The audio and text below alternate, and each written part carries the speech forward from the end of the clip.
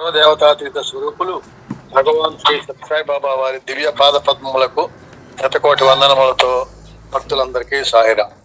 200 అహం సత్యబోధక ప్రథమ భాగంలో 1979వ సంవత్సరంలో జన్మదినోత్సవం నాడు స్వామి ఇచ్చినటువంటి సందేశం.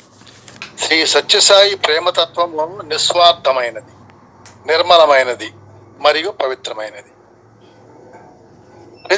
ప్రతి ఉపన్యాసం కూడా స్వామి ఒక పద్యంతో ప్రారంభం చేస్తారు, చివరి పూర్తి చేసినప్పుడు ఒక భజనతో పూర్తి చేస్తారు.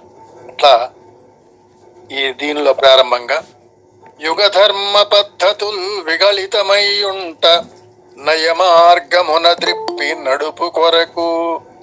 యుగ ధర్మ పద్ధతుల్ విగళితమై ఉంట నయమార్గమున త్రిప్పి నడుపు కొరకు.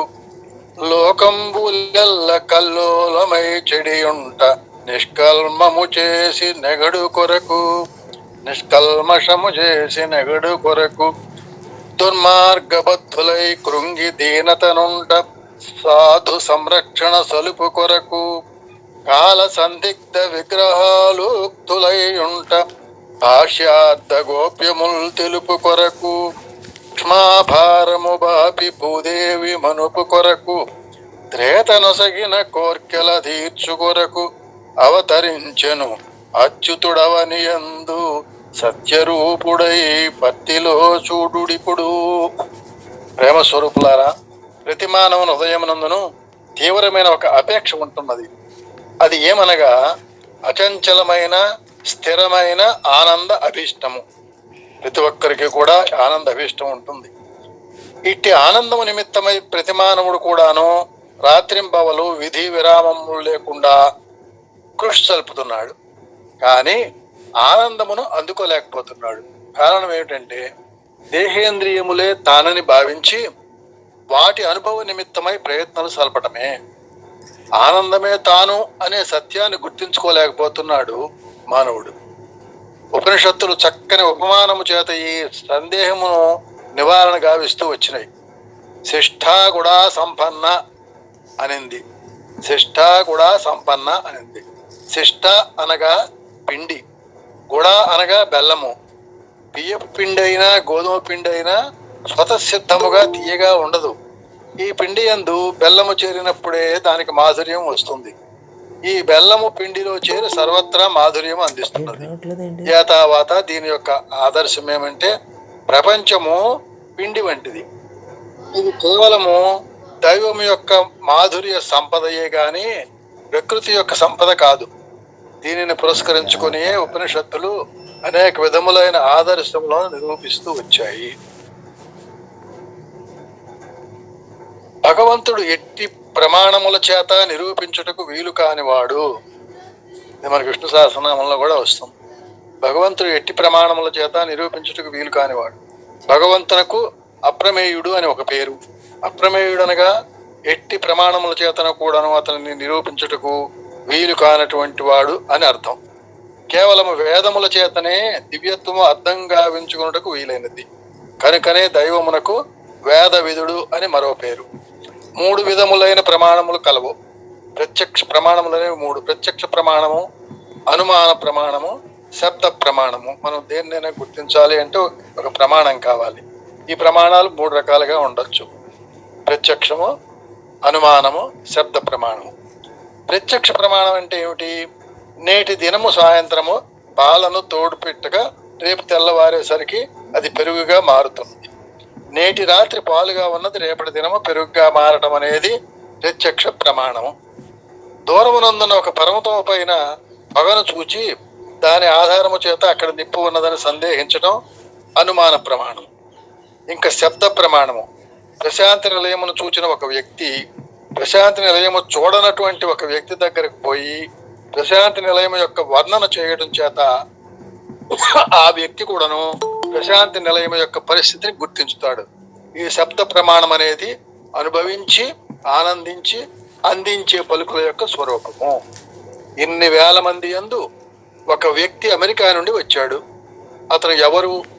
Sathya Sai world council member Dick Boss అతని పేరు. ఈ డిక్ బాస్ను ఇది వరకు ఎవరు చూచిన వారు లేరు. అతని గుర్తులన్నీ విపులముగా చెప్పడం ద్వారా గుర్తించడం కూడాను చాలా కష్టము. అయితే డిగ్బాస్ అని నేను ఈ వేదిక నుండి పిలిచేటప్పటికీ ఎక్కడ ఉండినా ఆ డిగ్బాస్ లేచి నిల్చుకుంటాడు. అది శబ్ద ప్రమాణము. శబ్ద ప్రమాణమునకు 2 లక్షణములు ఉంటున్నాయి. ఇవి తటస్థ స్వరూప లక్షణములు. శబ్ద ప్రమాణానికి 2 లక్షణాలు, తటస్థ లక్షణం, స్వరూప లక్షణం. తటస్థ లక్షణం అనగా తాత్కాలికమైన గుర్తులు నిరూపించి శాశ్వతమైన స్వరూపాన్ని చెప్పడం సిద్ధాంతపరంగా ఉంది. తటస్థ లక్షణం అంటే తాత్కాలికమైన గుర్తులు నిరూపించి శాశ్వతమైన స్వరూపాన్ని చెప్పడం. దీనికి ఉదాహరణ చెప్తాను. ఆ కాకి కూర్చున్న ఇల్లు ఫలానా వారి ఇల్లు అని మనం చెబుతాం. అది కేవలం తాత్కాలికంగా గుర్తును చూపించిందే గాని ఆ కాకి నిరంతరము ఆ ఇంటిపై నివసించదు. ఇట్టి తటస్థ లక్షణము చేత భగవంతుణ్ణి రాముడు, కృష్ణుడు, ఈశ్వరుడు, విష్ణువు, అల్లా అనేటువంటి కొన్ని స్వరూపముల చేత తాత్కాలికముగా మనము భావిస్తూ ఆరాధిస్తూ ఆనందిస్తున్నాము. ఇది తటస్థ లక్షణంతో ఈ నామరూపాలతోటి మనం ఆరాధన చేస్తున్నాం. తటస్థ లక్షణములు అనగా శాశ్వతమైన రూపములు కావు. రామరూపము శాశ్వతముగా లేదు, కృష్ణ రూపము శాశ్వతముగా లేదు. ఇవి లోక కళ్యాణమై నిమిత్తమై, ధర్మస్థాపన నిమిత్తమై, లోక సంరక్షణ నిమిత్తమై, మానవ ఆదర్శ నిమిత్తమై ఏర్పడే ఆకారములు మాత్రమే. మరి ఇక స్వరూప లక్షణం అనగా సత్య జ్ఞానం అనంతం బ్రహ్మ. సత్యం బ్రహ్మ, జ్ఞానం బ్రహ్మ, అనంతం బ్రహ్మ. సత్యం జ్ఞానం అనంతం బ్రహ్మ, సత్యం బ్రహ్మ, జ్ఞానం బ్రహ్మ, అనంతం బ్రహ్మ అనే భజన కూడా ఉన్నది. ఇవి శాశ్వతమైన స్వరూప లక్షణాలు. సత్యం ఇది దేశకాల పాత్రలకు అతీతమైన స్వరూపమైనప్పటికీ దేశకాల పదార్థముల యందు ప్రవేశించి ప్రకాశించి తద్వారా ఆనందమును అందిస్తున్నది సత్యం. ముఖ్యమైనటువంటిది అస్థి, భాతి, ప్రియము అనే 3 కూడా దైవ లక్షణాలు. దైవ లక్షణాలు చెప్పినప్పుడు ఈ 3 చెప్తాం. అస్థి, భాతి, ప్రియము. ప్రపంచమునందు గల ప్రతి పదార్థమునందు కూడాను 5 లక్షణములు ఉంటున్నాయి. అవి అస్థి, భాతి, ప్రియ, రూప, నామములు. మొత్తం 5 ప్రమాణములు, లక్షణాలు. అస్థి అనగా ఒక వస్తువు ఉన్నది అని నిరూపించడం. అయితే వస్తువు ఉండినప్పటికీ వస్తువు ఉన్నది అని నిరూపించుటకు ప్రకాశము అత్యవసరము. వస్తువు కనపడాలంటే లైటింగ్ ఉండాలి. కాబట్టి అస్థి ఉన్నది అని చెప్పాలంటే ప్రకాశము కూడా ఉండాలి. అదే భాతి. ఈ ప్రకాశమే లేకపోతే వస్తువు ఉన్నదని మనం నిర్ణయించుకోలేము. వస్తువు ఉన్నది అని అనుకోవటం కేవలము అస్థి శబ్దం యొక్క లక్షణం. వస్తువును ప్రకాశింపజేయునది భాతి అనే ప్రకాశ లక్షణము, కాంతి లక్షణం. ఇక మన యొక్క సమయస్ఫూర్తి దానిని ప్రేమించడము, మన యొక్క సమయస్ఫూర్తి దానిని ప్రేమించడం, దీనినే ప్రియము అన్నారు. 3వది అన్నమాట ఇది. అస్థి, భాతి, ప్రియము, ప్రేమించడం, సమయస్ఫూర్తి. అయితే సమయస్ఫూర్తిగా మనం ప్రేమిస్తున్నాం కానీ సర్వకాలముల యందు మనం ప్రేమించడం లేదు. ఇది ఎలాగా? ఉదాహరణ ఆకలి అనేది దీనికి ఉదాహరణ. ఆకలి సమయమునందు అన్నమును మనం విపరీతముగా ప్రేమిస్తున్నాం. అన్నము పొట్టకు చేరినా ఆకలి తీరుతుంది. పొట్ట నిండిన తర్వాత, ఆకలి తీరిన తర్వాత ఆ అన్నమును మనం ఆశించము. ఆకలి తీరటం ఈ 2 నీ వికారములు కానీ అన్నము యొక్క వికారములు కాదు. ఆకలికి పూర్వమున్న రుచియే నీ ఆకలి తర్వాత కూడా అన్నమునందు ఉంటున్నది. ఈ స్వరూపం యొక్క తత్వమునే ప్రియతత్వము అని పిలుస్తూ వచ్చారు. ఈ అస్థి, భాతి, ప్రియము 3 కూడా దైవ లక్షణములు. ఇక రూపనామములు మిగతావి 2ను. ఇవి మాయా కల్పితాలు. ఈ మాయా కల్పితములైన రూపనామములందు కూడాను అస్థి, భాతి, ప్రియత్వం అనే దైవత్వము సర్వత్రా ఇమిడి ఉన్నది. రూపనామాల్లో కూడా ఈ అస్థి, భాతి, ప్రియం అనేటువంటి లక్షణాలు ఉన్నాయి. జగత్తునందు ఏ పదార్థమునికైనా ఒక కర్త అంటూ లేకుండా నిర్మాణము జరగటానికి వీలుండదు. ఏదో ఒక ప్రదేశమునందు ఏదో ఒక రూపమునందు ఆ పదార్థం యొక్క కర్త ఉంటాడు. కర్త లేకుండా పదార్థం ఉండదు.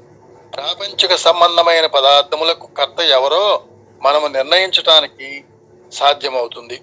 ఇది ఒకరు తయారు చేశారు, ఇది ఫలానా ఫ్యాక్టరీలో తయారైందో, ఇలా ఏదో ఒక ఒక పనిముట్టు పనివాడు తయారు చేయడం చెప్పడానికి కర్తను మనం చెబుతాం. ఇది భౌతికంగా కనపడే ప్రాపంచిక వస్తువు. మరి సూర్యచంద్రాదులు ఉన్నారు, నక్షత్రములు ఉన్నాయి, భూమి ఉన్నది, సముద్రం ఉన్నది. మరి వీటికి ఎవరో కర్త ఉండి తీరాలి కదా. వారెవరు? ఈ మానవాతీతమైన సృష్టికి పూర్వమే దైవత్వం అనే ఒక కర్త ఉన్నది అనే సత్యమును మనము విశ్వసించక తప్పదు. ఉపాదాన కారణము, నిమిత్త కారణము అని రెండు కారణములు ఉంటున్నాయి. ఉపాదాన కారణము ఆధారముగా ఉండినప్పుడే నిమిత్త కారణము ఏర్పడుటకు వీలుంది. ఇది సిల్వర్ ప్లేటు, ఇది సిల్వర్ ప్లేట్ చేసిన వాడు కంసాలి, ఈ ప్లేట్ చేసిన వాడు నిమిత్త కారకుడు, అతనే కంసాలి. అయితే దీనికి పూర్వం వెండియే లేకుండా కంసాలి ఈ ప్లేట్ని ఏ రీతిగా చేయగలడు? కనుక ప్లేటుకు పూర్వం ఉన్న సిల్వరే ఉపాదాన కారణము. ఆ సిల్వర్ ఉండినప్పుడే నిమిత్త కారకుడైన కంసాలి దీనికి స్వరూపాన్ని అందిస్తున్నాడు. అన్నింటికీ పూర్వమున్న మూలాధారమైన వస్తువే ఈ ఉపాదాన కారణము. ఈ ఉపాదానకు కారణము కర్తయే దైవము. ఈ వెండికి ఉపాదాన కారణము ఇక్కడ కంసాలి అయినప్పుడు ఈ మనకి సూర్యుడు, చంద్రుడు, పంచభూతాలు వీటన్నిటికీ కూడా కారణము కర్త అయినటువంటి భగవంతుడు అవుతాడు అని ఈ కారణములు కూడా దీనిలో తెలియజేయడం జరిగింది. ఇది తత్వపరంగాను ఆధ్యాత్మిక పరంగాను ఈ అస్థి, భాతి, ప్రియము, నామ, రూపములు వీటిని గురించి కూడా ఇందులో ఈ దైవ లక్షణాలు, మానవ లక్షణాలు మొత్తం 5 అయినవి. మొదటి 3 దైవ లక్షణములు, మిగతా 2 ఇవి మానవ లక్షణములుగా మనం చెప్పుకోవడానికి వీలవుతుంది. ఇక్కడితో ఆపదాం. సాయిరాం.